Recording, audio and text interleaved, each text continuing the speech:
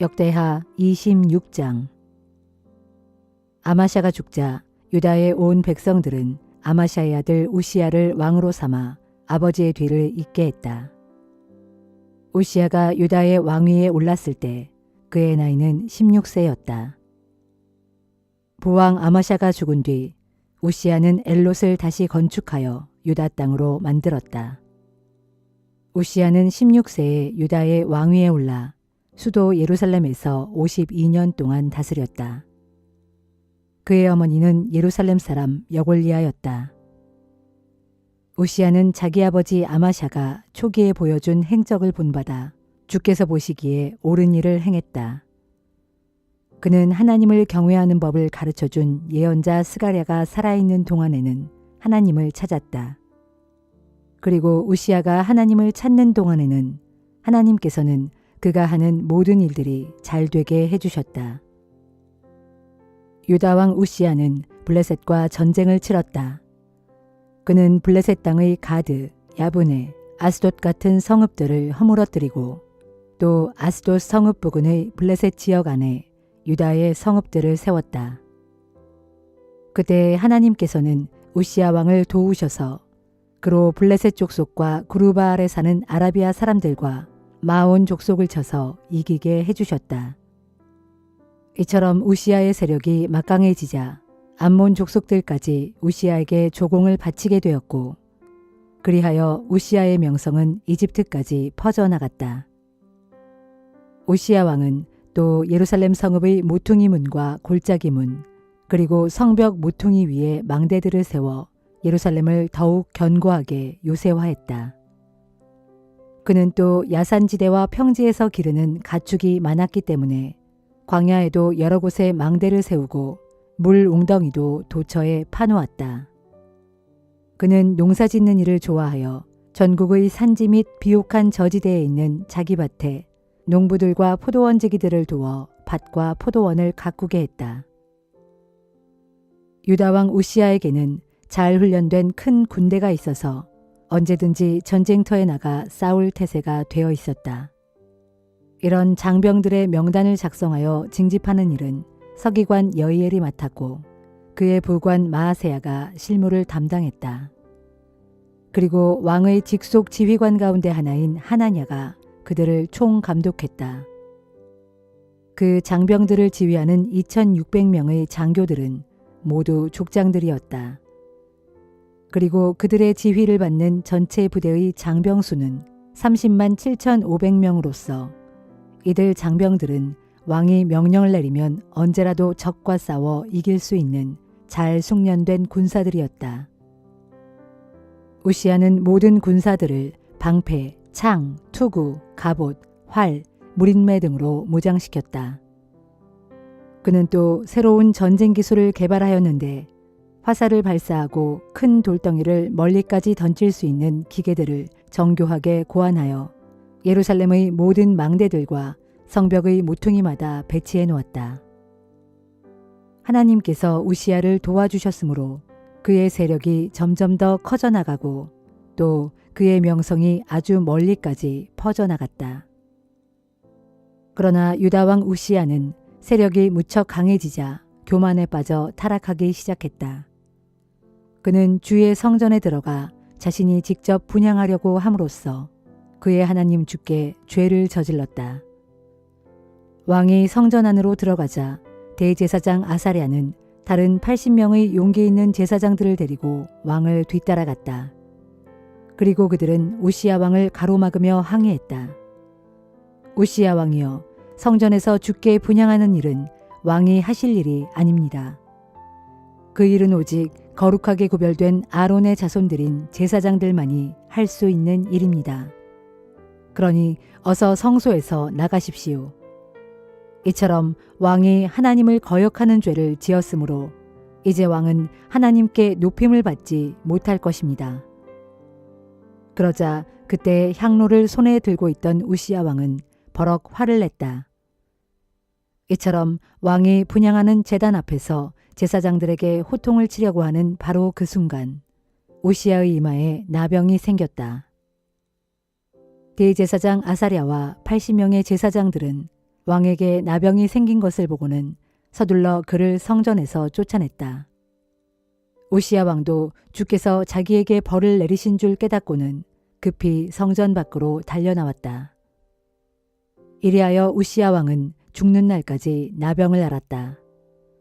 그는 나병에 걸린 채 따로 떨어진 집에 홀로 살면서 다시는 주의 성전에 들어가지 못했다.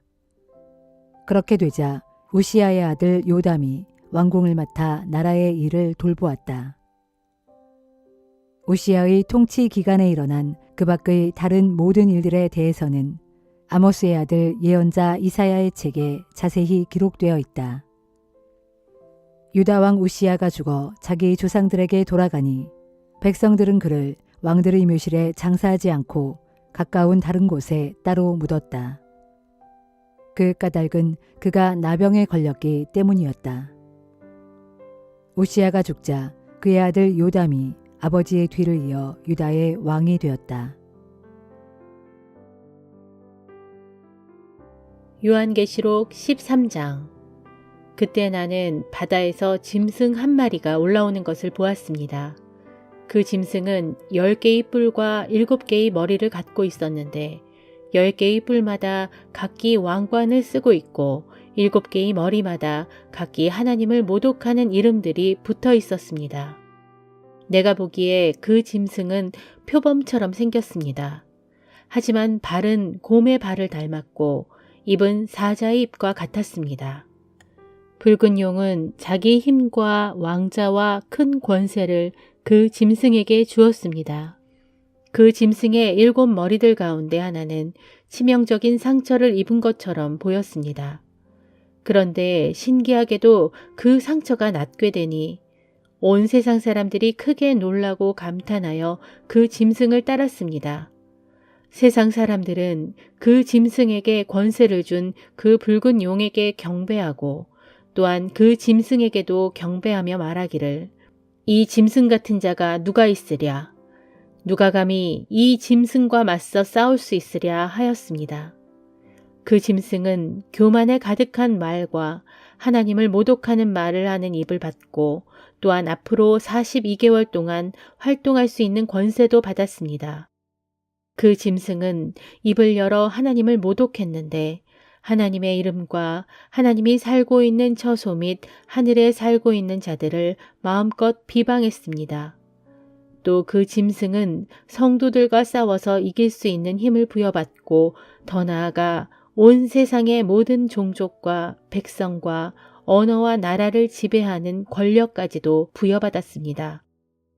그러므로 땅 위에 사는 모든 세상 사람들, 곧 세상이 창조된 이후로 죽임을 당하신 어린 양의 생명책에 그 이름이 기록되어 있지 않은 사람들은 모두가 빠짐없이 그 짐승을 섬기며 경배할 것입니다. 누구든지 들을 귀가 있는 사람은 잘 들으십시오. 누구든지 사로잡혀갈 사람은 사로잡혀갈 것이고 누구든지 칼로 죽임을 당할 사람은 칼로 죽임을 당할 것입니다. 그렇기에 성도들에게는 인내와 믿음이 반드시 요구됩니다. 그때 내가 또 보니 땅에서 또 다른 짐승 한 마리가 올라오고 있었습니다.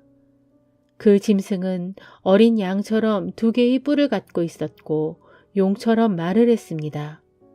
이 짐승은 첫 번째 짐승을 대신하여 첫 번째 짐승이 가진 모든 권세를 그 앞에서 행사했는데 이 짐승은 땅과 땅 위에 사는 모든 세상 사람들로 하여금 치명적인 상처가 나았던 그 첫 번째 짐승을 섬기게 했습니다.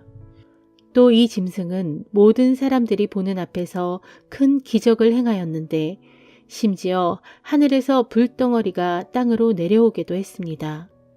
이 짐승이 이처럼 큰 기적을 행할 수 있었던 것은 첫 번째 짐승이 권세를 주었기 때문입니다. 그래서 이 짐승은 이런 기적을 미끼로 삼아 땅 위에 사는 온 세상 사람들을 현혹시킨 뒤에 그들에게 명령하기를 칼에 맞아 치명상을 입고도 다시 살아난 그 첫 번째 짐승을 위해 우상을 만들라 하였습니다. 그리고 이 짐승은 능력을 받아서 첫 번째 짐승의 우상에게 생기를 불어넣어 주어 그 우상으로 하여금 말도 할 수 있게도 하고 또 그 우상에게 경배하지 않는 사람은 모두 죽일 수도 있게 하였습니다. 또한 이 짐승은 작은 자나 큰 자나 부자나 가난한 자나 자유인이나 종이나 가리지 않고 온 세상의 모든 사람에게 그들의 오른손이나 이마에 표를 받게 하였습니다. 그런 다음에 누구든지 그 표가 있는 사람, 곧 이 짐승의 이름이나 혹은 그 이름에 뜻하는 숫자가 새겨진 표가 찍혀 있지 않은 사람은 아무도 물건을 팔거나 살 수 없게 하였습니다. 여기에 지혜가 요구됩니다. 지혜가 있는 사람은 이 짐승의 숫자를 세어보십시오. 그것은 사람을 가리키는 숫자로서 곧 그 숫자는 666입니다. 스가랴 9장.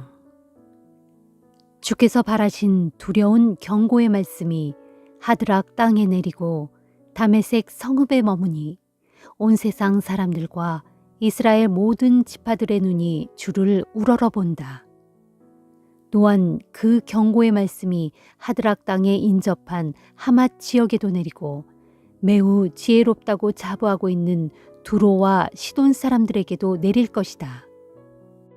비록 두로는 자신들을 위해 견고한 성읍을 건축하고 은을 티끌같이 모으고 금을 거리에 흙더미처럼 쌓아두었을지라도 주께서 그들의 재산을 다 빼앗고 그들의 요새에서 그들을 전부 쫓아내시며 바다에서 떨치던 그들의 당당한 세력을 완전히 꺾어버리실 것이니 그들의 성읍이 모조리 불타서 결국 두로는 패망하고 말 것이다. 저 블레셋 땅의 아스글론이 그 광경을 보고 두려워 벌벌 떨겠고 가사도 몹시 괴로워서 몸부림칠 것이며 에그론도 바라던 소망을 잃고 크게 무서워할 것이다. 그때의 가사에서는 왕이 끊어지겠고 아스글론에서는 거주하는 사람이 없을 것이며 아스돗에서는 낯선 이방인들이 살아갈 것이다. 그러므로 주께서 말씀하신다. 그날에 내가 블레셋 족속의 교만을 철저히 꺾어버릴 것이다. 그런 뒤 그들의 입에 묻어있는 희생 제물의 피를 닦아주고 그들의 이빨 사이에 끼어있는 역겨운 우상 제물의 찌꺼기를 꺼내줄 것이니 그들 가운데 남은 자들이 내게로 돌아와서 하나님을 섬기는 백성이 되어 유다의 한 지파처럼 되겠고 그때의 에그로는 옛적 여부스 족속처럼 내 백성 가운데로 편입될 것이다. 내가 내 눈으로 내 백성의 고통을 직접 보았으므로 이제는 내가 내 집을 빙 둘러 진을 쳐서 모든 침략자들을 막아줄 것이니 그들이 다시는 내 집에 발을 들여놓지 못하겠고 더 이상 어떤 압제자도 내 백성의 땅을 침범하지 못할 것이다. 시온에 따라 크게 기뻐하라. 예루살렘에 따라 즐거이 환호성을 질러라. 보라, 너희 왕께서 너희에게로 오시니 그분은 공의로우시고 구원을 베푸시는 왕이시다. 진실로 그분은 온유하고 겸손하셔서 나귀를 타고 오시니 어린 나귀 곧 나귀 쇠끼를 타고 오신다. 그때 주께서 말씀하신다. 장차 내가 에브라임의 전차들과 예루살렘의 군마들을 다 없애버리고 전쟁 때 사용하는 활도 다 꺾어버릴 것이니 그 곧 너희 왕이 온 세상의 모든 이방 민족들에게 평화를 선포할 것이다. 진실로 그 왕의 권세와 통치는 바다에서 바다까지 이르겠고 유프라테스 강에서 저 멀리 땅 끝까지 미칠 것이다. 주께서 말씀하신다. 이스라엘아, 너로 말하자면 내가 특별히 너와는 피로 언약을 맺었으므로 그 언약에 따라 너희 중 사로잡혀서 갇혀있는 자들을 내가 그 물 없는 구덩이 속에서 건져낼 것이다. 비록 사로잡혀서 갇힌 신세일지라도 여전히 주께 소망을 품고 있는 자들아, 이제 너희는 너희 요새인 예루살렘으로 돌아오라. 내가 오늘도 너희에게 말한다. 너희가 돌아오면 내가 너희에게 복을 베풀어 줄 것이니 너희가 당한 고통에 비해 2배의 복으로 갚아줄 것이다. 그날에 내가 유다를 세게 잡아당긴 활로 삼고 에브라임을 시위에 먹인 화살로 삼겠다. 그러므로 시온아, 그때에 내가 내 아들들을 불러일으켜 헬라의 아들들을 치게 할 것이니 내가 너 시온을 용사의 칼처럼 사용할 것이다. 그때에 주께서는 친히 자기 백성들에게로 찾아오셔서 대적을 향해 번개처럼 화살을 쏘실 것이다. 주 하나님께서는 승리의 나팔을 부시면서 남방의 회오리 바람을 타고 당당하게 진군에 나가실 것이다. 전능하신 만군의 주께서 자기 백성을 호위해 주실 것이니 그 백성이 대적들을 남김없이 쳐부수고 돌 던지는 자들을 여지없이 짓밟을 것이다. 그때 주의 용사들은 대적들의 피를 포도주처럼 마시고 술에 크게 취한 듯 승리의 환호성을 외칠 것이니 대적들의 피가 대전마다 가득 차고 제단 모서리에 쏟아 부어지는 희생 제물의 피같이 흠뻑 쏟아질 것이다. 그날에 그 백성의 하나님이신 주께서 그 백성을 자기 양떼처럼 이끄시고 구원하실 것이니 그 백성이 면류관의 보석처럼 주의 땅에서 영영 빛날 것이다. 보라, 그때의 그 백성의 영광이 얼마나 드높고 그 백성의 아름다움이 얼마나 빛나겠는가. 청년들은 풍성한 곡식으로 더욱 강건해지고 처녀들은 새 포도주로 더욱 아름다워질 것이다. 요한복음 12장. 6월절 엿새 전 예수께서는 죽었던 나사로를 살리셨던 베다니 마을로 가셨다. 그곳에서 예수를 대접하기 위해 잔치를 열었다. 마르다는 시중을 들고 나사로는 예수와 함께 식탁에 앉아있는 손님들 사이에 끼어 있었다. 그때 마리아가 매우 값진 나드 향유를 가져와서 예수의 발에 붓고 자기 머리털로 예수의 발을 정성껏 닦아드렸다. 온 집안에는 향기로운 향유 냄새가 가득 찼다. 그러자 예수의 제자로서 나중에 예수를 배반할 가룟 유다가 투덜대며 말했다. 이 비싼 향유를 300데나리온에 팔아서 가난한 사람들에게 나누어 주면 좋을 텐데 왜 이렇게 쓸데없이 낭비하고 있는가? 가룟 유다가 이렇게 말한 것은 정말로 가난한 사람들을 생각해서가 아니었다. 그는 도둑이어서 제자들 가운데 돈을 맡아 관리하는 사람이었는데도 곧잘 돈을 빼돌리곤 했다. 그때 예수께서 말씀하셨다. 그 여자가 하는 대로 그냥 두어라. 지금 그 여자는 나의 장례를 미리 준비하는 것이다. 보아라, 너희가 마음만 먹으면 가난한 사람들을 언제라도 도울 수 있다. 그러나 나는 언제까지나 너희들 곁에 있는 것이 아니다. 예루살렘 사람들은 예수께서 베다니 마을에 오셨다는 말을 듣고는 예수를 뵙고자 또 죽었다가 다시 살아나게 된 나사로도 볼 겸해서 떼를 지어 몰려왔다. 그러자 대제사장들은 나사로까지 죽이기로 계획을 세웠다. 나사로가 죽었다가 다시 살아남으로써 많은 유대인들이 예수에게로 몰려가서 그를 따르게 되었기 때문이다. 다음 날 예수께서 예루살렘으로 들어오신다는 소식이 온 성 안에 전해졌다. 그러자 유월절을 지내려고 예루살렘에 올라왔던 수많은 사람들이 그 말을 듣고 저마다 손에 종려나무 가지를 들고 예수를 맞으러 나와 큰 소리로 호산나, 주님의 이름으로 오시는 이여, 그분께 복이 있기를, 이스라엘의 왕께 복이 있기를 하고 외쳤다.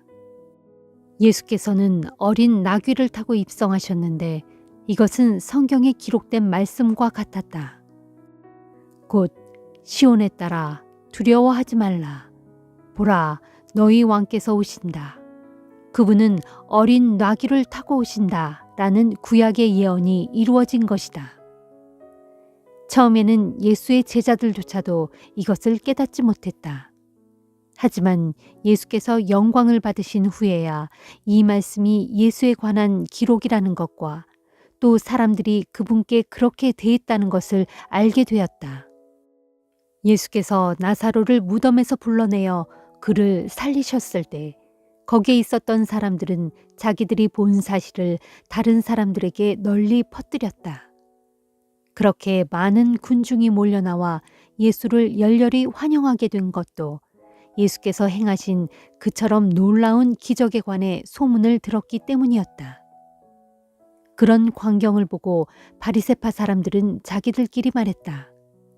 보시오, 이제 우리가 설 자리는 없소. 온 세상이 다 그를 따라가고 있잖소. 6월절에 예배드리러 예루살렘에 올라온 사람들 가운데 헬라 사람들도 몇 명 있었다. 그들은 갈릴리 지방의 베세다 출신인 빌립에게 가서 간청했다. 저희가 예수님을 꼭 뵙고 싶습니다. 빌립은 안드레에게로 가서 이 일을 상의한 뒤 둘이 함께 예수께 가서 말씀드렸다.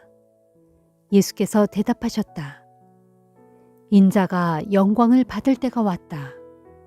내가 진정으로 너희에게 밝히 말한다.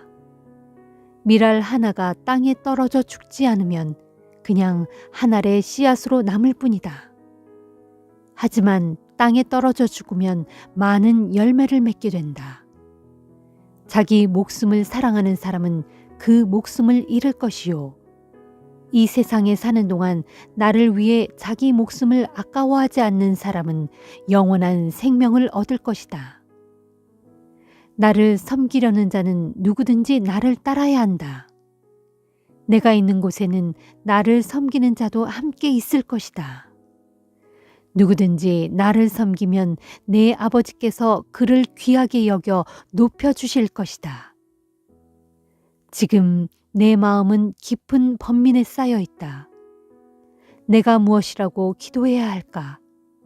아버지, 이 고난의 시간에서 저를 건져주소서라고 기도해야 할까? 아니다. 내가 이 세상에 온 것은 바로 이때에 이 일을 하기 위해서다. 아버지여, 아버지의 이름을 영광스럽게 하옵소서.